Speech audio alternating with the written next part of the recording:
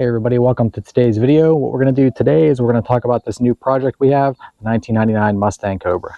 Alright, so let's get started. If you're familiar with the channel, you'll know that we had previously a 1997 Ford Ranger on the channel that we featured a lot. We did a ton of work on that truck. We swapped it from an automatic to a manual transmission.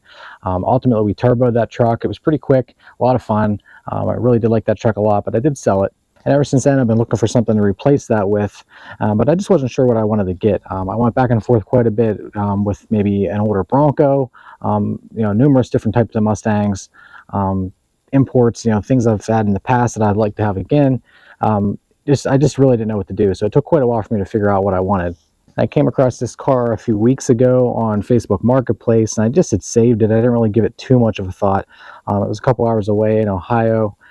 So I saved it and just kind of kept looking, figuring out what I wanted. And as it turned out, I ended up being pretty close to where this car was in Ohio.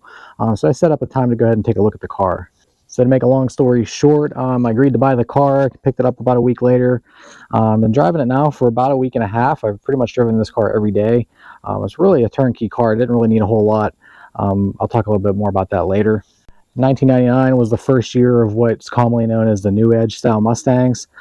Really the chassis didn't change a whole lot, and the interior was nearly identical to the previous years, but Ford updated the styling pretty dramatically on these cars to this New Edge styling.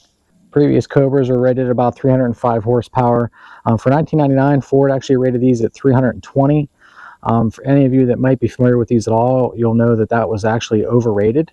People started buying these cars and they were noticing that they were slower than the previous Cobra.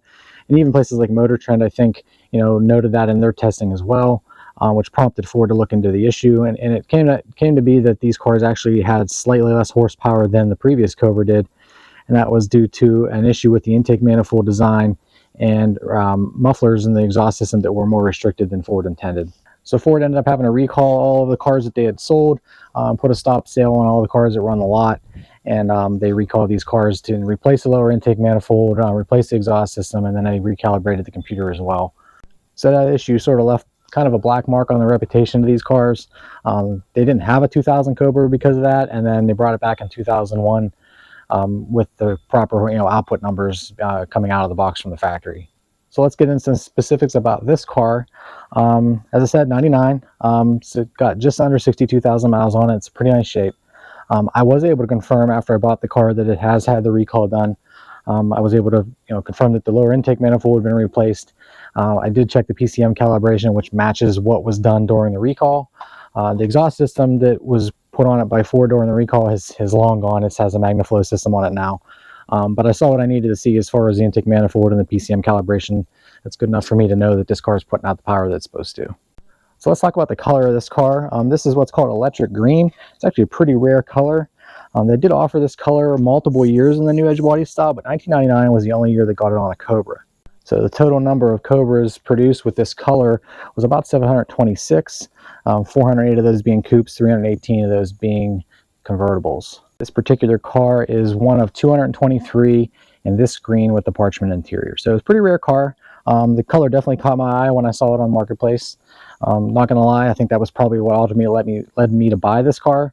I did want a Cobra at that point, and the color was just, it really stood out. I really like it. You don't see them very often at all. So coupled with that, its condition, low miles, I really, couldn't pass this car up. So modifications on the car right now, it is largely stock. I did mention the MagnaFlow catback earlier. It did have an off-road X-pipe on it when I got it. I did replace that with a Bassani catted X-pipe. I do need to pass emissions here, so I was able to get one of those and put that on.